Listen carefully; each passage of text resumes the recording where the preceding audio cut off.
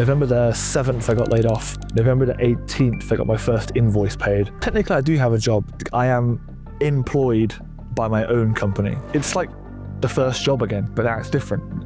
Like, I'm just evolving like so much. I don't want to build someone else's future. I want to build my own. And the surprising thing for me is how easy it was. Okay, it's not easy, but it's easy if you do it.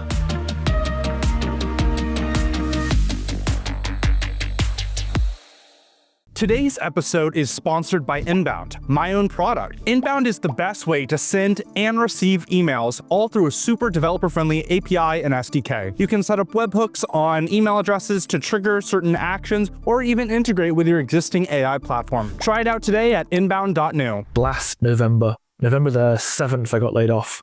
November the 18th, I got my first invoice paid. And then it's just since then. So I've been fully self-sufficient for like 8 months now. That's awesome. That's great. You ever miss having a job? Not now. Wow. I don't think so. I mean, technically I do have a job.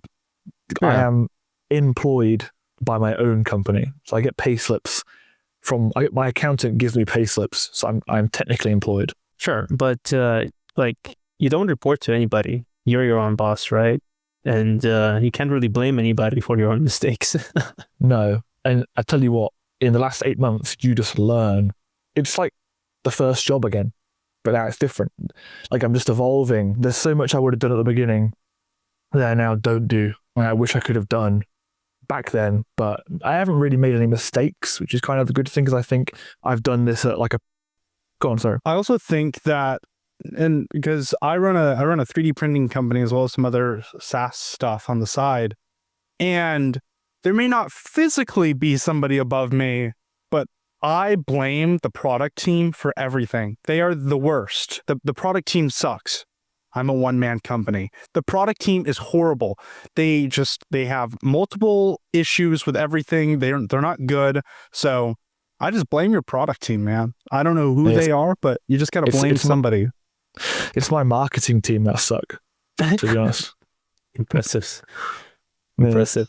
But it's not something that everybody can take on. It's a lot of people don't realize how much goes into being an entrepreneur, being a solo business owner. And what would you say the most surprising discovery along that journey? So it wasn't very surprising for me, but I think it'd be surprising to other people. And this has happened, not this same thing, but a similar situation happened when I first left the army, right? So when I first left the army, I needed to live somewhere because I wasn't sheltered by the army anymore, right? And my now wife was my girlfriend. When I left, we moved in together, but I had no money. I had no savings. I had my paycheck and that was it. And we took the risk. I took the risk getting out of the army, basically. I took the risk getting out, and we put down our rental deposit on our flat with the paycheck that we had. So once we'd paid our deposit, we had no money, and I then had to rely on this job that I hadn't started yet to pay me in 30 days so I could pay the rent on that next bit, right? So I had this sort of real unknown period. I think the most important surprise and advice here is I could have easily avoided that situation by just not doing it. I could just not have took the risk. I could have just maybe waited a few more months and had money, but then I wouldn't have had that job because they wouldn't have been there in a few months, right? So that same thing happened now. I got laid off. I looked for jobs for like a week and then thought, no. Like, I don't want to work for someone else. I don't want to build someone else's future. I want to build my own. So I just took the risk. And a lot of people, I'll tell you what that's what you asked, the surprising thing. The surprising thing for me is how easy it was.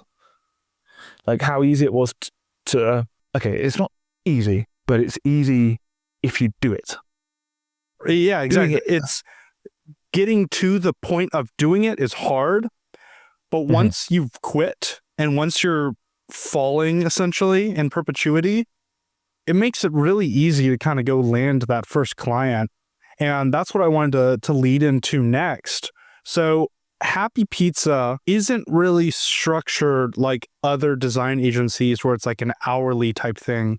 You do a 4,200, this is the American in me, so I apologize. I assume that's pounds per month.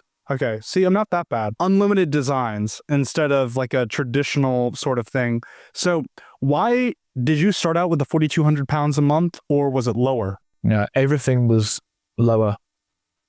Obviously, clients that watch or whatever, they're going to understand that thing. Today's price is not yesterday's price, right? But I do grandfather prices. So like I have initial clients that are still on retainers that are like less than half that price, right? And if they stay with me for the next 5 years, it will always be that price. So I initially started, the whole thing's evolved. This leads to like maybe another piece of advice, and something that I've said loads of times and something that you've probably done is I've just been consistently branching and following different timelines and stuff, right? Like all the time. Like somebody's like, oh, do you do 3D?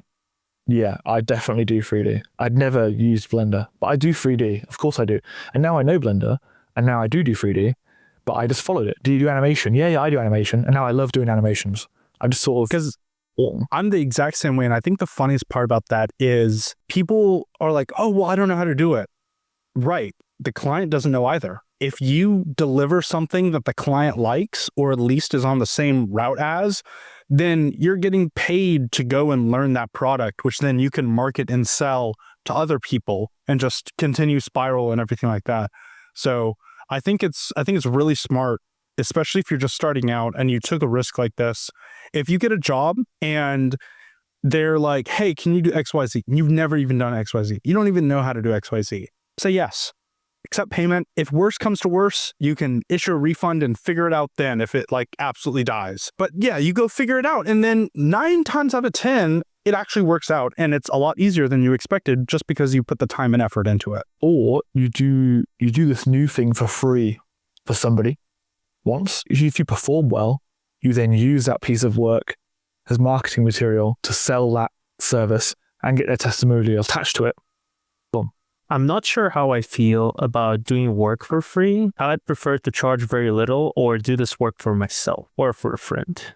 Goose is right and Dan's right. Because what I wanted to bring up is that my girlfriend is a graphic designer and she's trying to build her brand and stuff like that in community on X. And she did a free logo 24-hour thing, which I love those, especially for up and coming accounts, because someone can get a logo for free. And if the logos are really good, then someone else will reach out and say, hey, can you design a logo for me? Then you get them on a paid plan. But then also those logos that you designed, you can use that as marketing and promotional material for your website, your design agency.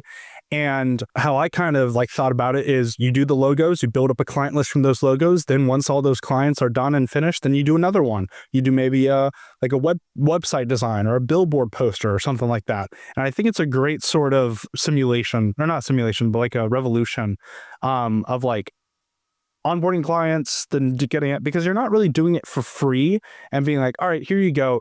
You're doing it for like the publicity and the exposure, I would say. I tweeted that before. People were like, oh, no. Talking nonsense. Like I used a bad example. People came at me for the example, but like if Nike came to you and said, oh, we're launching this new clothing line. Can you do like a hero section for the page? We're not going to pay you, but we will attach your name to it. People will know you did it. You would say yes. Of course you would. And everyone's like, oh, but Nike wouldn't do that. Yeah, I get they wouldn't do that, but everybody's Nike is different, right? Like, put it this way. Speaking of CodeRabbit, the animation that was pinned to their profile for a while with the rotating numbers, I did that. As part of my service that I offer them, but animations are not included in the service. But because I have a good relationship with them, I was like, hey, I'm really trying to get better animations. Let me do this animation for you.